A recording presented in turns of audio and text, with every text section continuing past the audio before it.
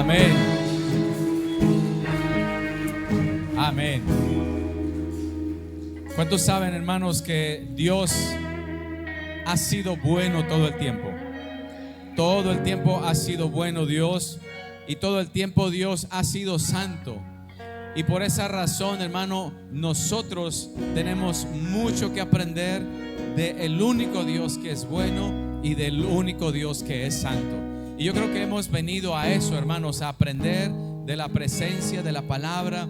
Y hemos llegado también con un corazón para darle al Señor lo que hemos preparado desde casa, una alabanza, un cántico nuevo que nace en nuestros corazones, y que podamos abrir también, hermano, nuestro corazón para recibir la palabra de Dios y que pueda germinar y que pueda traer fruto a nuestras vidas. ¿Cuántos trajeron su Biblia en este día? Quiero invitarlo conmigo a que vaya al libro de Marcos, en el capítulo 1, el versículo 15. Si usted ve ahí a alguien que no tiene Biblia, que no trajo su Biblia, acérquese con él o con ella y compártale de la palabra del Señor. Capítulo 1 del libro de Marcos, versículo 15. Dice la palabra en el nombre del Padre, del Hijo y del Espíritu Santo. El tiempo se ha cumplido y el reino de Dios está cerca. ¿Y qué más dice, hermanos? Arrepentíos y qué, y creed en el evangelio. Una vez más, todos juntos a la cuenta de 3. 1, 2, 3. El tiempo se ha cumplido, el reino de Dios se ha acercado. Arrepentíos y creed en el evangelio. Gloria a Dios. Puede tomar su lugar, hermanos. Arrepentíos y creer en el evangelio. El día domingo, hermanos, estuvimos hablando sobre el tema del propósito, de la revelación del propósito que cada uno de nosotros debe tener como hijos de Dios. Hablando de esto, compartíamos también de qué manera nos estamos preparando para una serie que en noviembre queremos, hermanos, con la ayuda del Señor, poder aprender de ella, poder atesorar estas enseñanzas y que podamos nosotros crecer, hermanos, de una manera palpable, de una manera diferente, que podamos ser movidos de nuestra zona y de nuestra área de confort, que se pueda notar en nuestros corazones que hay un cambio, que estamos siendo forjados, que estamos siendo preparados para algo, que podamos sacudirnos, si pudiéramos decir de esa manera, lo oxidado y lo paralizado que tal vez hemos estado, para entrar en un nivel, hermano, de actividad en la obra de Dios más allá de lo que hemos experimentado. Nunca se me olvida en una conversación que tuvimos hace al menos unos 10 años con el hermano Reyes. Estábamos, creo, en su casa, y compartiendo allí en esa casa, puede ser que sea más de 10 años, pero compartiendo allí en la casa, el hermano mencionaba estas palabras y decía: yo conocí del evangelio hace mucho tiempo, pero como que en mi mente y en mi corazón algo me decía que había algo más que esto que he conocido. Como que mi corazón siempre estuvo anhelando como algo más, y creo que hemos encontrado ese algo más. Creo que hemos llegado a un punto donde ese algo más se está esclareciendo. Y me parecían interesantes esas palabras, porque siempre en el evangelio hay algo más todavía. Dile a tu vecino: todavía hay más. Dígale, todavía hay más. Lo que hemos aprendido, buenísimo, perfecto, pero le tengo una noticia: todavía podemos crecer más. ¿Cuántos dicen amén a eso? Hoy yo quiero compartir con ustedes, hermano, dándole seguimiento al servicio del día domingo, al mensaje donde hablábamos de la revelación del propósito. Ahora vamos a ver la claridad del propósito. Y me gustaría que usted pudiera anotar eso en su mente, en su corazón, porque el día domingo hablábamos cómo Esther, hermano, no reconocía el propósito para el cual ella había llegado al trono. no lo reconocía hasta que Mardoqueo le dio una palabra, su corazón fue sacudido y ahí fue donde se le reveló a ella su propósito y ahora ella comienza a actuar de una manera diferente, completamente diferente, que no le importó aún hasta arriesgar su vida.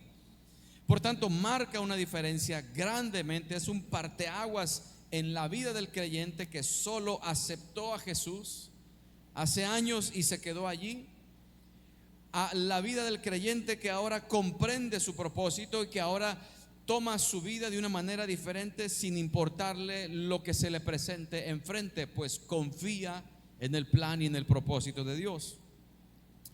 Y el libro de Marcos, hermano, nos presenta lo contrario a Esther, nos presenta a Jesús de una manera muy opuesta a la vida de Esther.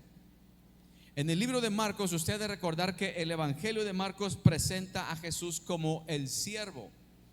Y el siervo vino a servir. ¿Cuántos dicen amén a eso, hermanos? Por eso note la diferencia cuando Jesús habla aquí en el capítulo 1 del libro de Marcos. Dice: el tiempo se ha cumplido. El tiempo se ha cumplido. Y de pronto él comienza a decir: el reino de Dios se ha acercado. Es necesario que todo hombre y toda mujer, todo ser humano se arrepienta, porque han llegado las buenas nuevas de salvación. ¿Sí ve la diferencia cuando alguien sabe su propósito? En el libro de Lucas, hermanos, se esclarece todavía más el propósito. Quiero que abra su Biblia conmigo en el capítulo 4 del libro de Lucas, versículo 13. Y me siga con su vista, porque vamos a ir rápidamente en estos textos y en algunas características que vamos a aprender de nuestro Señor Jesús, hermano, esperando que con la ayuda del Espíritu Santo pueda ser esclarecido nuestro propósito y podamos empezar a actuar en consecuencia de lo que se nos ha revelado. Lucas capítulo 4 versículo 13, sígueme ahí con su vista. Dice: y cuando el diablo hubo acabado toda tentación, se apartó de él por un tiempo. Y Jesús volvió en el poder del Espíritu Santo a Galilea, y se difundió su fama por toda la tierra de alrededor. Versículo 15. Y enseñaba en las sinagogas de ellos, y era glorificado por todos. Vino a Nazaret, donde se había criado, y en el día de reposo entró en la sinagoga conforme a su costumbre, y se levantó a leer. Y se le dio el libro del profeta Isaías, y habiendo abierto el libro, halló el lugar donde estaba escrito. Versículo 18: el Espíritu del Señor está sobre mí, por cuanto me ha ungido para dar buenas nuevas a los pobres. Me ha enviado a sanar a los quebrantados de corazón, a pregonar libertad a los cautivos y vista a los ciegos, a poner en libertad a los oprimidos, a predicar el año agradable del Señor. Y enrollando el libro, lo dio al ministro y se sentó.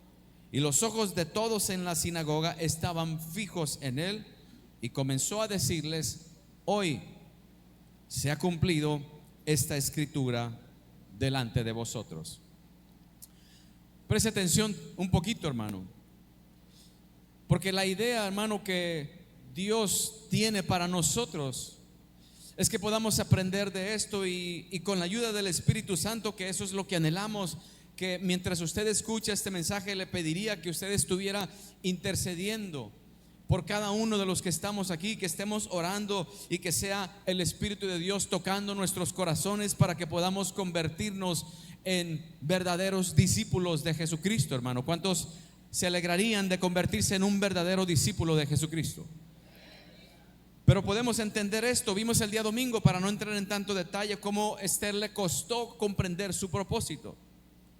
Y ahora en el libro de Marcos, como Jesús aparece como el siervo, él empieza a esclarecer para lo que él había venido. Y comienza como a hablar con una autoridad, comienza con esa seguridad, se para delante de ellos, y en Lucas todavía tomando el libro lo abre y comienza a leer, y él dice: el Espíritu de Dios está sobre mí. Y note cómo comienza a hablar para lo que él ha venido: por cuanto me ha ungido, y empieza a abrir las avenidas por las cuales él tiene que caminar y tiene que empezar a trabajar, porque su propósito él lo tenía muy claro, tenía claridad de propósito, claridad en su misión. Una misión que desde que él, hermano, empieza en su ministerio, nosotros vemos a un Jesús que se acerca a los enfermos. No había que decirle, ¿sabes qué, Jesús? Te enviamos una petición para que ores por los enfermos. No, él sabía a lo que venía. Vemos a un Jesús, hermanos, con esa claridad de propósito, que las personas que lo escuchaban estaban tan fijos con su mirada en él, porque él les tenía muchas cosas que enseñar y traía una revelación a ellos en sus corazones. Note la diferencia de alguien que tiene un propósito, la seguridad con la que habla esa persona, la convicción que siente en su corazón, la seguridad de que Dios está con él o con ella y que le respalda en todo lo que dice. Y Jesús, hermano, el Dios encarnado, se aparece en carne propia y viene y empieza a hablarle a la humanidad, y la humanidad comienza a quedar como turbada, porque él traía cosas del cielo muy claras, muy específicas y necesarias para cada uno de nosotros. ¿Cuántos necesitamos del cielo? En Lucas capítulo 19 versículo 10 dice ahí la palabra del Señor, algo a lo que Cristo vino, precisamente a lo que el Hijo de Dios vino. Por esa razón, hermano, hay que aprender que si yo no tengo claridad de propósito, no sabré a lo que yo he venido y para qué Dios me ha salvado. Lucas 19:10. El Hijo del Hombre, dice en su palabra, vino a ¿qué? A buscar, ¿y a qué más? Y a salvar lo que se había perdido. A eso vino él. Por esa razón, hermano, los planes que él tenía, era necesario que él se enfocara en los que estaban perdidos. Nosotros como iglesia de pronto tendemos a perdernos porque nos desviamos del propósito original que está en la palabra de Dios. Y pudiéramos tener muchos eventos habidos y por haber, y pudiéramos ir a conciertos habidos y por haber, pero estamos muy lejos del propósito para el cual Dios nos ha traído a esta tierra y nos ha alcanzado. Dios nos ha puesto aquí para ir y alcanzar los perdidos, no para andar de concierto en concierto y no para andar de evento en evento, sino para que nosotros estemos concentrados en una misión específica que agradará y traerá honra y gloria al nombre del Señor. En el libro de Marcos capítulo 1 versículo 22, rápidamente abra su Biblia ahí conmigo, sígame porque yo voy a ir rápido en estas características. Dice la Biblia que se admiraban, Lucas 1:22, se admiraban de su doctrina. ¿Por qué se admiraban? Dice, porque les enseñaba como quien tiene autoridad y no como los escribas. Hay una grande diferencia, hermano, en que nosotros aprendamos un concepto, un mandamiento de la Biblia, que recitemos un texto. Hay una grande diferencia a que nosotros hablemos con autoridad. Nota, hermano, que un verdadero discípulo del Señor Jesucristo tendría que aprender y empezar a cultivar estas características. Necesario es que yo le hable con autoridad a alguien que no tiene a Cristo. Necesario es que yo sienta la certeza de que yo soy salvo y que yo tengo la certeza de que el Espíritu de Dios mora en mi corazón, y tengo la convicción de que si le comparto mi testimonio, el Espíritu de Dios traerá la convicción a esa persona y Él hará la obra, y esa persona pudiera ser transformada y convertida y venir a los pies del Señor. Pero es necesario que hablemos con autoridad. Hoy en nuestro tiempo escuchamos, hermano, muchos creyentes que de pronto no sabemos ni cómo hablar, ni cómo decir. Estamos tan temerosos, hasta tenemos duda si verdaderamente Dios habita en nosotros. Y predicarle a un inconverso con incertidumbre, jamás se convertirá al inconverso. Pero cuando aquella persona tiene esa autoridad, tiene ese conocimiento, tiene esa certeza de que Dios está con él, ha cultivado una relación en su corazón de parte de Dios y se ha apartado y se ha consagrado, sin duda alguna la autoridad de Dios estará con esa persona, y Dios respaldará todo lo que salga de su boca, porque lo ha tomado de la misma palabra. Ahí es donde el cielo se conecta con la tierra. Ahí es donde la sabiduría de Dios viene y truena el pensamiento del hombre para poder, hermano, entrar en el corazón de aquella persona necesitada de la salvación de Cristo Jesús. En Marcos capítulo 10, versículo 45. Note todas estas características, hermano, porque posiblemente esto sea lo que nos esté faltando como iglesia para poder ganarnos todo Colima para Cristo. ¿Cuántos dicen amén? Esos amenes tienen que ser con más convicción, hermano. ¿Cuántos dicen amén? Tenemos que empezar por ahí. Usted puede ser un verdadero discípulo del Señor. Yo puedo ser un verdadero discípulo del Señor. El grupo de alabanza puede ser un verdadero discípulo del Señor.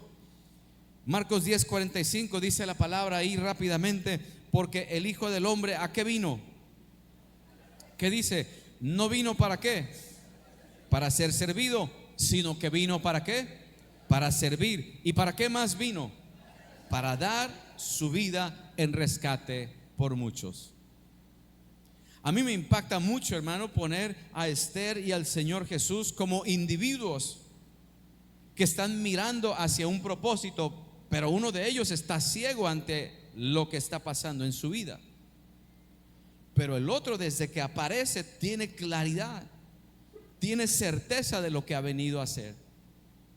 Y habla con autoridad, y se mueve con autoridad, y sus días los está planificando de tal forma que necesita avanzar en el propósito para el cual Dios le ha traído. Yo me pregunto, hermano, ¿para qué el Señor nos ha rescatado a cada uno de nosotros? No sé si usted se ha hecho esa pregunta, pero yo me he preguntado, ¿para qué el Señor nos rescató? ¿Para qué Cristo dio su vida por nosotros? ¿Para qué fuimos trasladados del reino de las tinieblas al reino de la luz? ¿Para qué fueron quitadas las cadenas de la esclavitud? Para que sean puestas las cadenas del amor por Cristo. No somos, hermanos, libres, todavía somos esclavos, pero ahora de un amo diferente. Somos esclavos de Jesucristo. Déjeme recordarle eso, porque somos esclavos de Cristo, hermano. Si usted tiene duda, véalo en la palabra del Señor. Él pagó el precio por nosotros, ahora le pertenecemos a Él. De Él tiene que venir su instrucción, de Él son sus mandatos, es Él el que manda, no soy yo el que dirijo. Es Él el que tiene un propósito para mi vida. Para eso Él nos ha rescatado y tiene un grande propósito para su iglesia. Y dice la palabra que Él vino a servir. Por tanto, el que ha entendido y comprendido su propósito, no tienes que pedirle que sirva. Él sabe que como creyente ahora ha pasado a ser un siervo del reino de Dios para servirle a sus hermanos y a sus hermanas, y sobre todo servir en la obra del que lo rescató. Preguntémonos, ¿por qué habríamos de pedirle a un creyente que sirva? Pregúntale al vecino que tienes a tu lado, dile, ¿tú sirves o todavía no? ¿Sabe qué, hermano? Ahí es donde se incomoda uno. Porque uno pudiera decir, yo ya estoy haciendo algo, pero déjame decirte algo, aún hay más en lo que podemos servir. Aún hay más todavía. Y es ese extra al que Dios nos está llamando. Y por un buen tiempo, hermano, usted acomódese en la silla, póngase el cinturón, si usted quiere tráigase lo que se tenga que traer, pero con la ayuda del Señor vamos a estar en estos mensajes tal vez por un largo tiempo. Diga amén conmigo. Por un largo tiempo. Diga conmigo, largo tiempo. Hasta que se vea que la persona que está a su lado ya no es la misma, hasta que se convierta y nos convirtamos en un verdadero discípulo de Jesucristo. ¿Cuántos dicen amén, hermano? Le puede dar un aplauso, Señor, en este día. Gloria a Dios.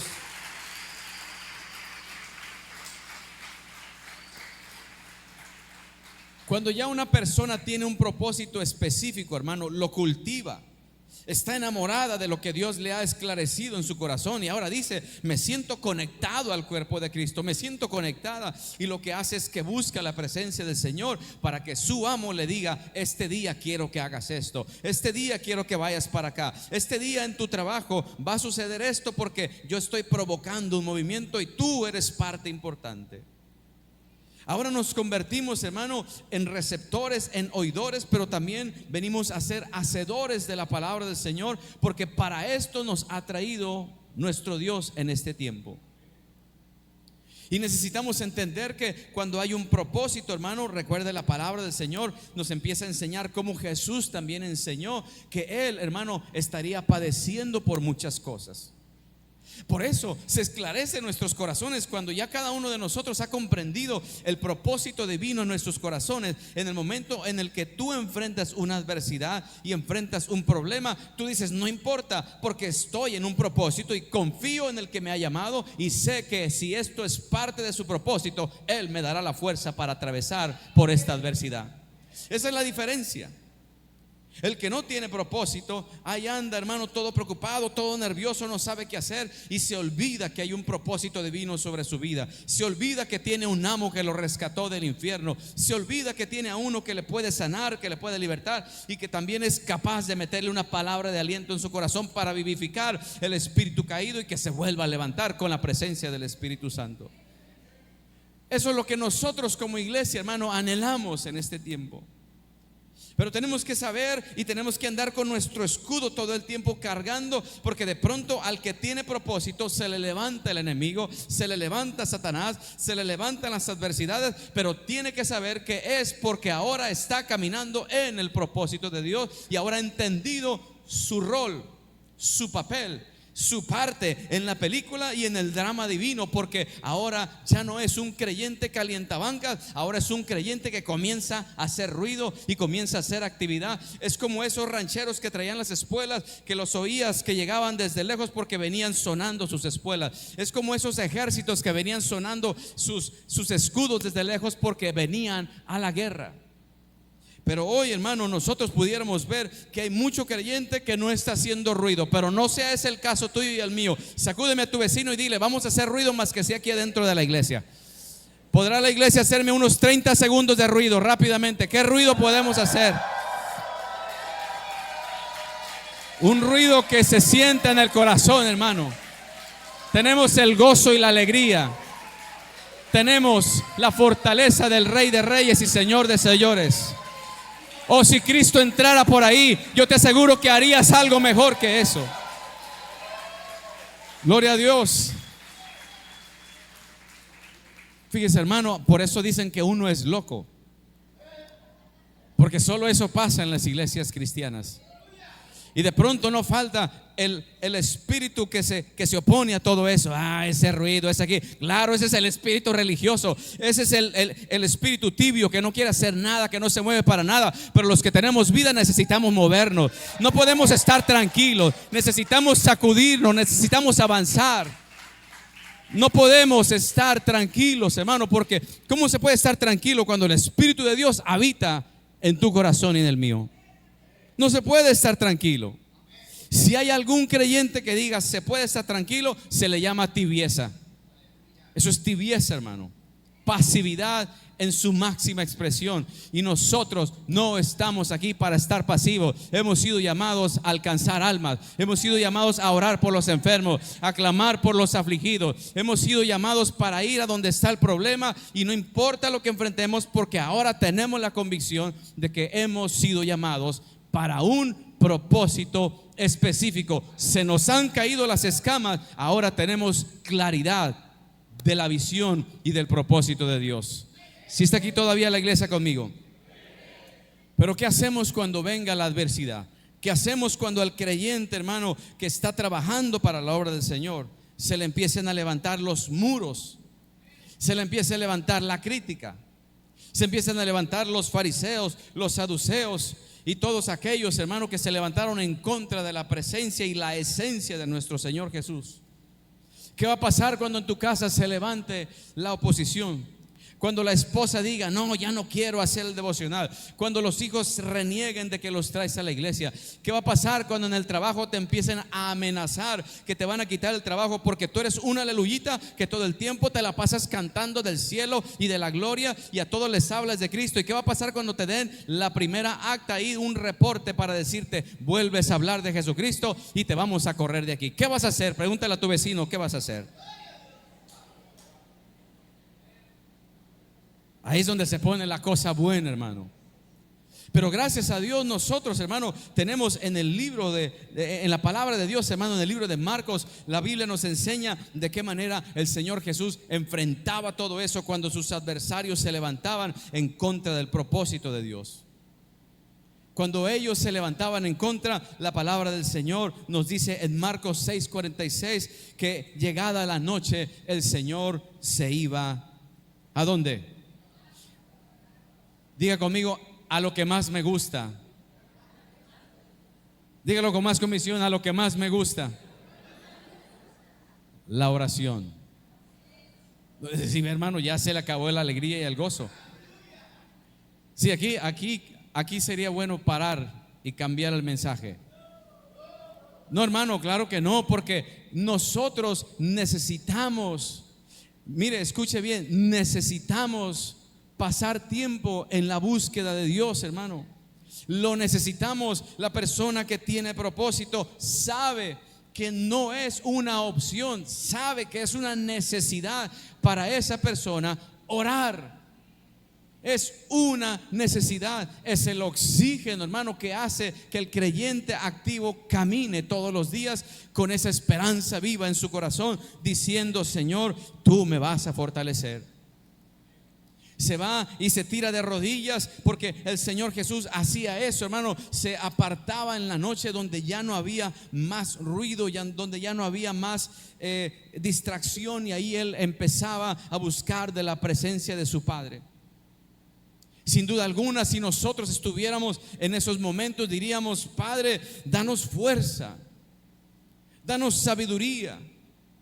Y ahí, hermano, ante toda la injusticia que está recibiendo usted y yo como creyentes, ante todo el vituperio, ante toda la contraria, ante todo el pleito, ante toda la discordia, ante todo el chisme, ante toda la murmuración, ante toda la oposición, cuando tú vas solo caminando o sola ahí haciendo la obra del Señor, tienes tu casa, tienes tus hijos, tienes tu esposo, tienes todo lo que tienes, y aparte estás trabajando para la obra del Señor, y parece que nadie se fija en ti, parece que nadie te agradece por nada, parece que nada ni nada mueve a los demás, y solamente tú y yo sabemos lo que estamos sufriendo. Tú vas delante de la presencia del Señor y dices: Señor, confío en tu propósito, por muy difícil que sea esto, pero confío en que tú me vas a dar la fortaleza para salir adelante. Es en la oración donde se levanta el ánimo otra vez. ¿Cómo está, hermano? No, pues estoy desanimado. Hay un concierto por allá. Los conciertos no animan. La oración, ahí es donde te vas a animar. Ay, hermano, es que hoy no me siento como con ganas. Cristo de seguro en algún momento se levantó, a lo mejor sin ganas, pero dijo: hay un propósito, y el propósito va por encima de tus ganas y de las mías. El propósito divino se tiene que cumplir en nuestras vidas. Te digo algo, o te pregunto algo: ¿habrá Dios empezado una obra contigo? Entonces, el que la empezó, ¿qué dice la palabra? ¿La va qué? Entonces dile a tu vecino: Dios todavía no acaba conmigo. Marcos 6:34 dice la palabra que, en otras palabras, el que tiene propósito tiene esa compasión por los demás, y viéndolos tuvo compasión de ellos, porque eran como ovejas que no tenían pastor. Ahí vemos a Jesús en todas estas características, ayudando a los enfermos, ayudando a aquellos que estaban cautivos, ayudando a aquellos que estaban endemoniados, pero también miraba la necesidad de la gente, les daba de comer, y también veía a aquellos que estaban como sin pastor y tenía compasión de ellos. Por esa razón nosotros creemos que la obra avanza cuando se levanta un corazón con propósito. Un corazón que dice: yo quiero trabajar con las almas. Por eso se están levantando líderes. Gracias a Dios por los grupos familiares que se han estado multiplicando, porque viene una cosecha. Dios tiene que tocar esos corazones de esos verdaderos discípulos para que tengan compasión. Hay tantas ovejas allá afuera, aquí en las calles, que no tienen un pastor, y Dios te está llamando a ti. Dile a tu vecino: Dios te está llamando a ti. Es que yo no soy líder, pero déjame decirte que Dios te puede forjar y te puede formar y te puede tratar y te puede entrenar, y ahí te va a dar todas las herramientas habidas y por haber, pero excusas no deberíamos de poner. ¿Está la iglesia todavía aquí conmigo? Entonces, ¿cuántos aquí se consideran que tienen esa compasión por las almas? Entonces, mira, ahí, manténgame la mano ahí, y el que está a su lado, dígale: Dios te bendiga, líder. Ah, ¿qué tal? Porque el que tiene propósito tiene compromiso, hermano. Tiene responsabilidad personal. Jesús se hizo responsable. El Señor lo envió y le dijo: a esto he venido, tomo responsabilidad personal y no voy a necesitar que nadie venga y me ande animando. Yo me voy a animar. El cielo está dispuesto a animarte a ti y a mí las 24 horas del día, los 7 días de la semana y todas las 52 semanas del año. ¿Cuántos dicen amén a eso? Tenemos la fuente inagotable de la pasión y del ánimo, hermano, por si a usted se le ha olvidado. Dice la palabra que el Señor Jesús, hermano, no solamente se quedó con brazos cruzados, sino que empezó a decirles que había muchas cosas difíciles por las que Él tenía que pasar y empezó a enseñarles. Por eso es necesario que los que tienen un propósito podamos enseñar la realidad de la palabra. Servir a Dios no es fácil. Servir a Dios requiere de un esfuerzo. Servir a Dios requiere que apartes el tiempo para cumplir tu propósito. No se va a acomodar tus horarios a los horarios del cielo. Tú pídele al cielo que el cielo acomode tus horarios aquí en la tierra y Dios te traerá un balance para que puedas servir aquí en tu casa y en tu trabajo, pero no descuides el propósito para el cual Dios te ha llamado. Dios te ha puesto en ese trabajo con un propósito. Dios te está prosperando por un propósito. No lo está haciendo para tu deleite, lo está haciendo para que tú seas alguien de propósito y bendigas a los demás. Dios te ha dado inteligencia y sabiduría y te ha dado aptitudes que no son para ti, son para servir a los demás. Grábate bien eso, porque el que tiene propósito sabe que todo lo que Dios le ha dado es para ponerlo al servicio de Dios. Ahí es donde se aguadan los corazones, donde se entristece el corazón, como el corazón de aquel joven rico que tenía tantas cosas y no pudo seguir al Señor porque le pesaba más el dinero en el corazón que el propósito divino delante de la presencia de quien él estaba. Por eso, hermano, nosotros luchamos, porque ponemos en la balanza lo que tenemos, y si Dios dice: entrégamelo porque tengo algo mayor para ti. Y mire, ¿sabe qué yo me atrevo a decir? Me atrevo a decir, hermano, que muchos de nosotros tenemos algo aquí que sabemos que tenemos que entregárselo y no se lo hemos entregado. Sacude a tu vecino y dile: ya entrégaselo. Ya, se acabó. Ya. Es el tiempo, hermano. Es el tiempo. No podemos seguir igual. Necesitamos caminar, avanzar. Y Jesús enfrentó todo esto tomado de la mano del Señor, hablando con su Padre, recibiendo fortaleza del cielo. No hay otro lugar en el cual vamos a ser fortalecidos. No habrá un líder que venga a fortalecerte como te puede fortalecer Dios mismo. Y yo me ponía a pensar: ¿en qué momento nosotros hemos descuidado la hermosa presencia de Dios? Donde tú y yo podemos entrar en nuestro aposento, en nuestra recámara, en nuestro closet, en la esquinita que tengamos. Por muy lujosa o por muy humilde, al Señor no le interesa eso. Al Señor le interesa la intención, el deseo de nuestros corazones. ¿En qué momento nosotros hemos dejado que el cielo se desconecte con nosotros para andar todos cabizbajos, para andar por este mundo siendo arrastrados por patrones injustos aquí? Y tenemos al patrón más justo, al más bondadoso, al más dadivoso, y es el que más descuidamos.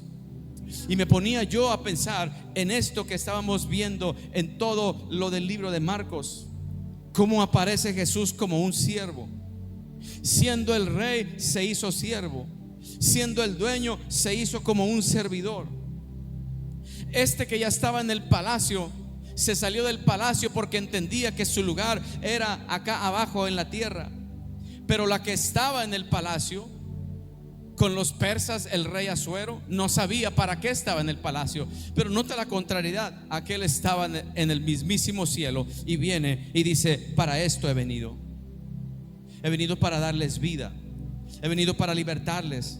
He venido para proclamar, he venido para sanar a los enfermos. No vine a los sanos, vine a los enfermos. Por eso andaba metiéndose en las casas de los pecadores, andaba hablando con la prostituta, le perdonaba pecados a 1001 personas. Y el religioso estaba enojado, le tronaban los dientes, porque la popularidad se les estaba yendo a los religiosos, porque no había llegado un religioso más, había llegado la esencia de la vida. El cielo se había abierto y vino, y el Dios mismo empezó a caminar entre nosotros.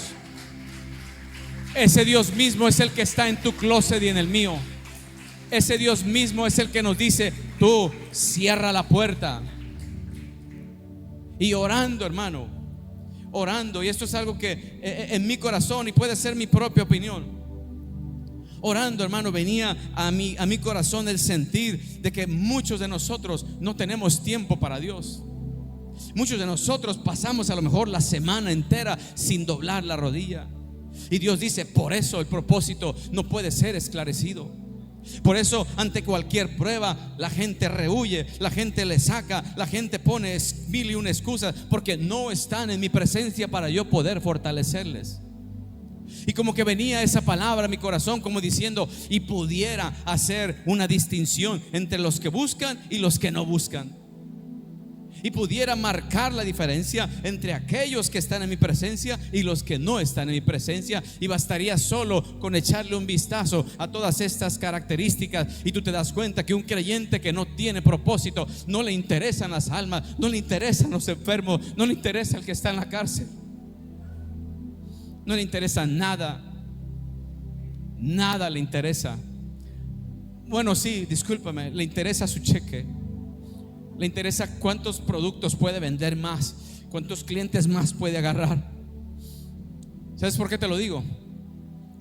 Porque todas esas empresas de la pirámide estuve en ellas, y en muchas de esas ocasiones me perdía andando en conferencias, andando en convenciones y cuanta cosa. ¿Por qué? Porque ahí andábamos mi esposa y yo vendiendo energía, ahí andábamos vendiendo productos y vitaminas y ganándonos clientes y metiéndonos a la nómina, y el cielo quedándose vacío y el infierno populándose. Cuando Dios nos llamó a popular el cielo y dejar vacío el infierno, nosotros tenemos un llamado diferente.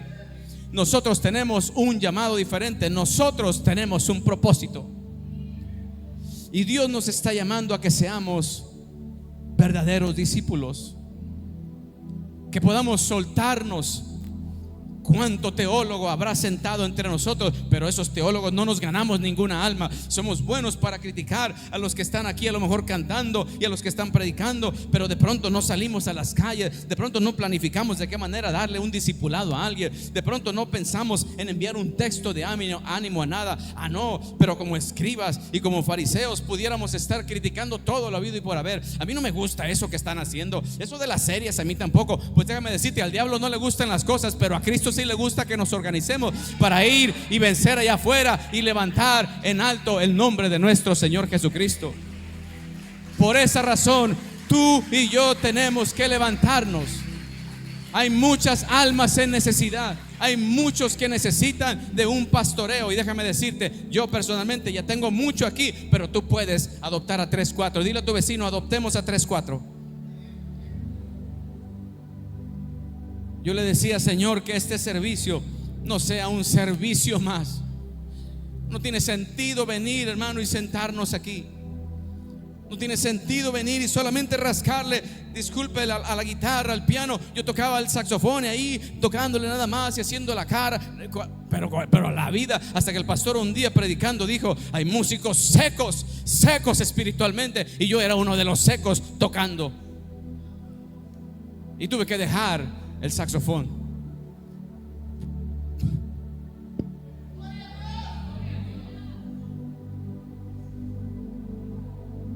Porque hay cosas mayores que un instrumento. Hay cosas mayores que una carrera. Hay cosas mayores que una cuenta de banco.